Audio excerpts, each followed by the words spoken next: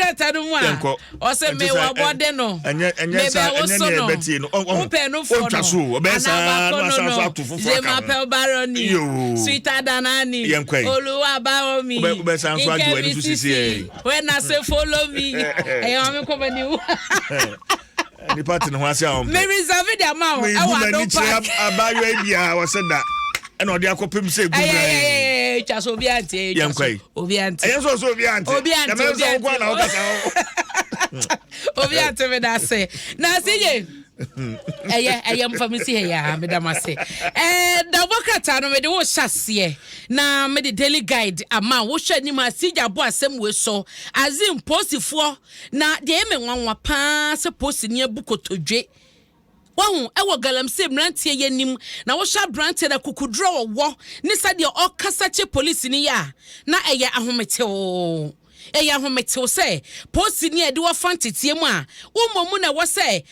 de ono no ti oman yi mu ana so wo de ne dwuma bia etia mra no enka ono hu wo na na ko no mu de gogoro na ko abukotodwe wani mu wadie da bi post ni ankasa na wabukotodwe pa chew so me sade me nutie pa na wo ye mi sei na da ho no na post for the krata ba yo mo che so won akasa kra no na eye March 9th last month na to so nkro no na wo mo anya report free exim divisional police command no ho esa ye gang bi a che so mo so mo ye sa mine galamse fo bi akwa tata post for ajiwo matuo abra ye establish say release na police for the buy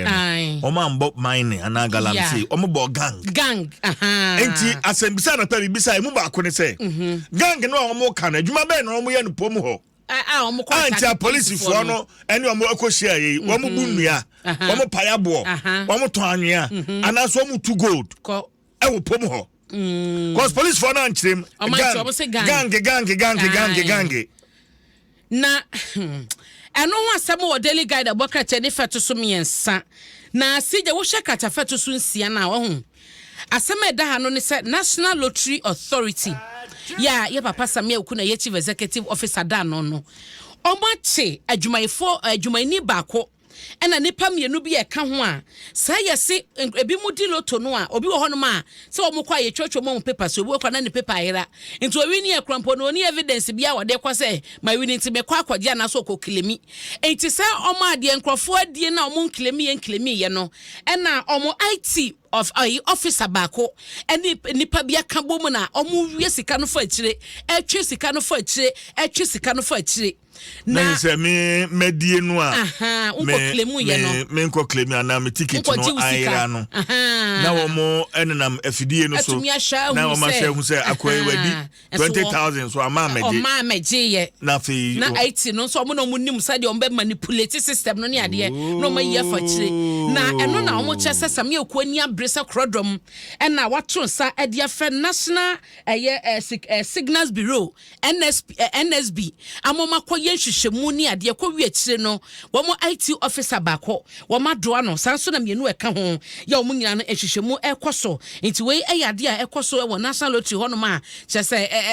ho sam no akoye bebre no a wo sakanda ogbokrata yi daily guide a wo bekenkan mu nsam nti nipa miensa ena sesia no ehwehwemu ekoso efa wo mo ho wo anamon bi omutu ye jimudie bi ekoso na Ghanaian Times da ogbokrata mu na mede wo egiran wo hya ne krata fa etoso edunan a se ye de akokɔ wia ne se Speaker of Parliament wa declare say kumawu abato mpesua so sa sitina ewo honom no wa declare say Adam Pan na wo hwe se dia oman yi mu so no ya mamra no ekasa ene se de ehhye no etie ne dia na eka ekosi se no ba bia akwakodru no wa se electoral commission toto ne niema na ede ekoba se eye seat no Adam Pan no ayesoa ne 30 days no na ewo se abato koso ewo kumawu na omunye na musini ewo emrase bedwafie enti wo hye mu a omo chese article 112 clause 5 1992 constitution no sa ena eka na enam so no mo chese clerk of parliament no e dia to the speaker of parliament anim ena speaker so ana so e de chese clerk no entro enkoma electoral commission DSA empan a abeda honom na sede entotu nyina etie no wonfa hu akwan so na de wo se eba so no etumi eba so no mo chese da etwato omo hu mrase bedwani yi ewo emrase bedwafie na eyobone mbosome no ne da etoso adionumi miensa ya na eye ya wada ene da etwa to mu hu no ewo emrase bedwafia na de chia ye ni fiada no bamwowo de na pakan ebefa no ekoye ntie no eho asem ewo Ghanaian Times le fa toso edunkron na mede wo ekwa ne fa etoso edu ba ko no a bo amane Dr. Kwabena Dufo hwenim so betimi atu franka ediama NDC amanyoko no na ne saso no oguso ebonto a ye kasa wogine mu ewo framante mu na wokọ honom no ode akoto dwa se watena se ahunu se enipa bia ayire wo ho aye dwumaden ediama NDC amanyoko bebre no anyini bebre no ago na wo mu nyiri mu no wo masetene mu no etesen wo mu eyarehwe mu no etesen eno no wo kire se party man eto abama no na obeye frankatuni edima NDC no bedi party nanim na wasanso bedi nkodim krompo beye ye omampani Ghana ha se no a obehwe se wo mu ebetua party mpanyifo ahodo a wo mu no wo mu ebetua wo mu ka na eno achizo no party executives ni mu adwumayefo nyina no ombetua mo ka nye no nkomo wie so a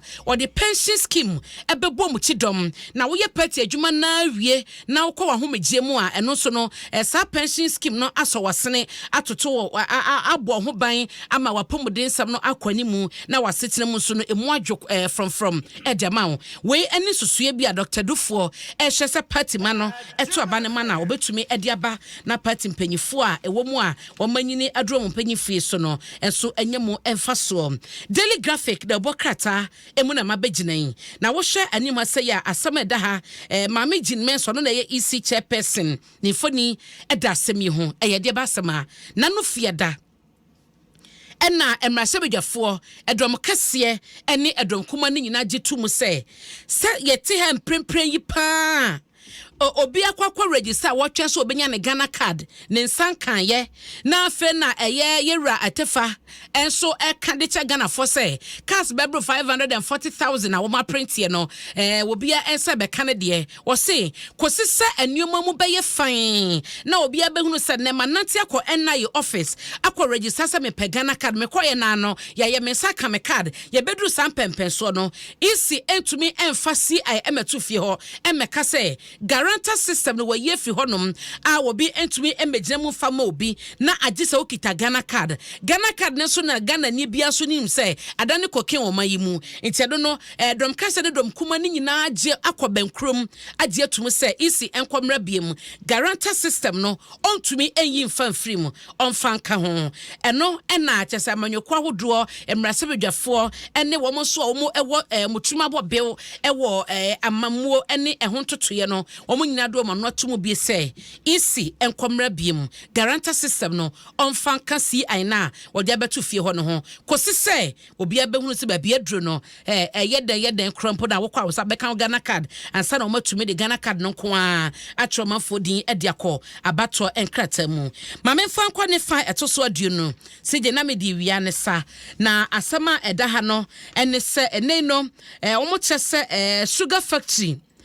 ena womo ebesie ya womo ehwenim 600 tons ye no refined sugar no womo betumi aye na fibia e wo Ghana ha na ekoso e wo bandaman sinimu kroba ko a ye frɛ ho mo fa woman ho na ekoso e wo brumantam nimu na we no eye 1D1F yibia ya eye Buipa Authority BPA ena Bui Sugar Limited BSL eno no eye Chinese company no ma common to mabo no etusa na mo we na womo ehwese enkwankosi afia ye besi mu 2024 na wie ye no na eye factory na womo esie no awie ahye production ase